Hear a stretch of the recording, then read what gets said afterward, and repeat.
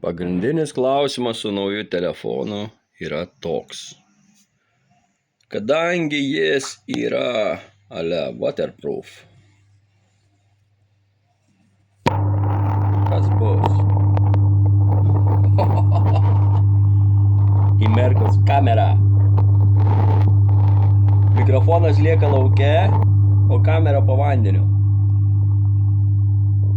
Ir aš filmuoju su telefonu po vandeniu.